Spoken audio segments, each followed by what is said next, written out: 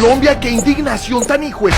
Francisco Santos, el ex vicepresidente del gobierno de Álvaro Uribe, pidió a los paramilitares que crearan el grupo armado que asesinó a Jaime Garzón. Pero no importa, mientras tanto Pachito Santos sigue por ahí de manera impune, como si nada. Medios de comunicación como El Tiempo le hacían publicidad a las autodefensas de Carlos Castaño y les ayudaban para que tuvieran buena popularidad. Les daban legitimidad desde el discurso que siempre han disfrazado de objetividad. La familia del esposo de Vicky Dávila es más paramilitar, más corrupta y más peligrosa de lo que creíamos. No puede haber nada más repudiable en el corazón del periodismo de este país que una defensora de los intereses de un clan criminal como los Géneco, disfrazada con el nombre disque de un medio de comunicación Revista Semana.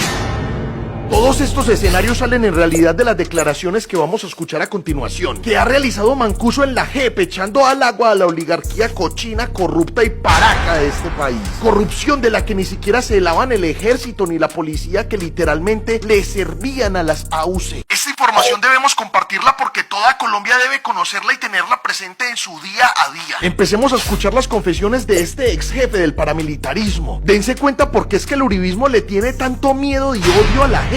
¿Por qué tuvieron tantos intentos fallidos de callarla? ¿Por qué están en contra de cualquier proceso de paz que busque destapar la verdad? Esto no puedo negarlo, llegaron a pedirnos creación de grupos de autodefensas, hasta el mismo presidente del fondo de Fedegan, Jorge Bisbal Martero, el mismo Francisco Santos, solicitó la creación del bloque capital y muchas personas llegaron a pedir. Entonces con estos pedidos yo me iba con la Convivir, les decía, juntemos Convivir.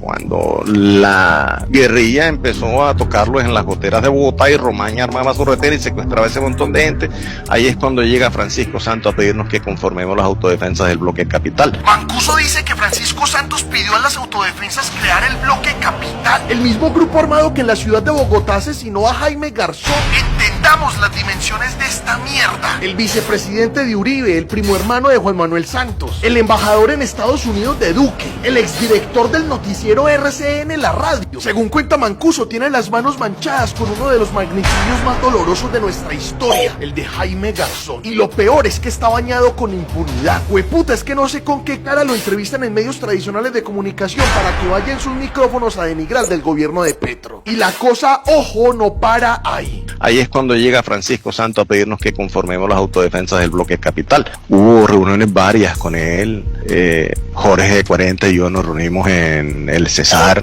recuerdo yo, se reunió también con diferentes comandantes de autodefensa, estuvo en Córdoba reunido con Carlos Castaño, conmigo.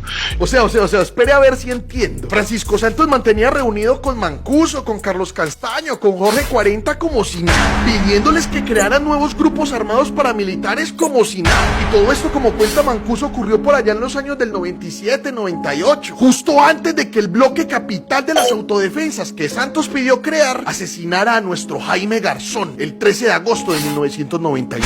Aquí, como pudimos escuchar, este ex jefe de las AUC también mencionó a Jorge Bisbal Martelo, expresidente de Fedegan paramilitar condenado que era del partido de la U, pero a ese al menos lo condenaron y le llegó la justicia. En cambio, miren, en agosto del 2020 yo realicé este video denunciando cómo Francisco Santos siempre ha intentado obstaculizar la comunicación de Mancuso con Colombia. Claro, obvio, tenía y tiene miedo de que más cosas así se sigan destapando. Ese contexto político lo denunciaron organizaciones como la Human Rights Watch. Hoy todo queda prácticamente confirmado. Pero ni siquiera para ahí esto. Incluso Pachito Santos invitó a Mancuso al periódico El Tiempo en Bogotá. Yo estuve en Bogotá, a mí me invitó que fuera al periódico El Tiempo a explicarle a los editorialistas encargados de estos temas cuál era la visión, el enfoque de autodefensas en la lucha contra la subversión. Nos ayudó muchísimo a legitimar el discurso. Si ustedes miran ese editorial de El Tiempo del 29 de abril de 1997, es un discurso legitimador de la autodefensa en Colombia.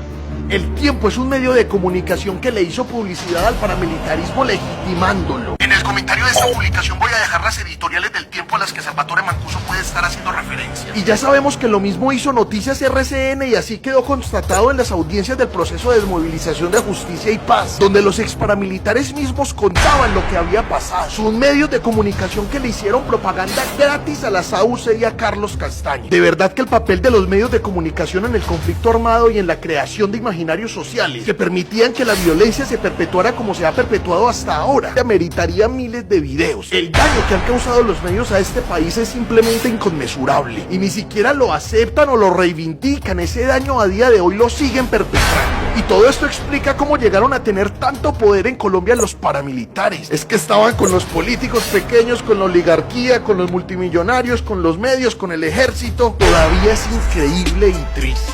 Entonces, este tema llevó a que los políticos vinieran a la autodefensa, nosotros fuéramos donde los políticos y armáramos un entramado, una maraña de entramados allí que nos permiten legitimar el discurso político, la actuación de la autodefensa, y estos diálogos llevan a ese fortalecimiento de la autodefensa al punto en que llegamos a tener gran parte del Congreso de la República, alcaldes, gobernadores, diputados, concejales, o sea, el poder que llegamos a tener las autodefensas, una cosa descomunal. Y lo peor es que las cosas no se acaban ahí. Hoy todavía hay personas que encarnan la defensa de clanes políticos y de funcionarios que Mancuso mencionó aquí con nombre propio. Ojo a las declaraciones que se vienen aquí sobre solicitudes de creación de nuevos grupos paramilitares. Claro que sí, su señoría. Vinieron solicitudes de todo el país, de el Cesar, los Géneco, en cabeza de Jorge Géneco,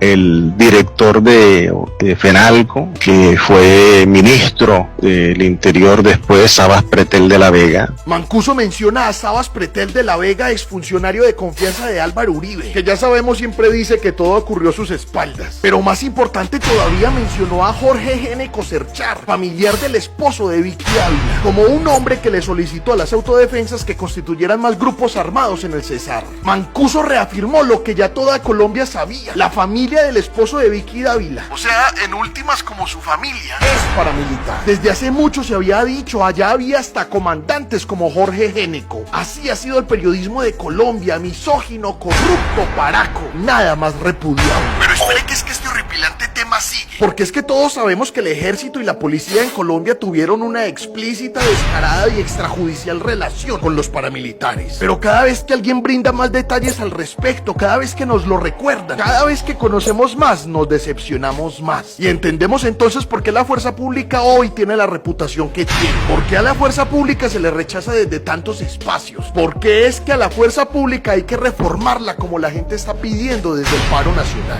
Yo fui entrenado por las Fuerzas Armadas, yo fui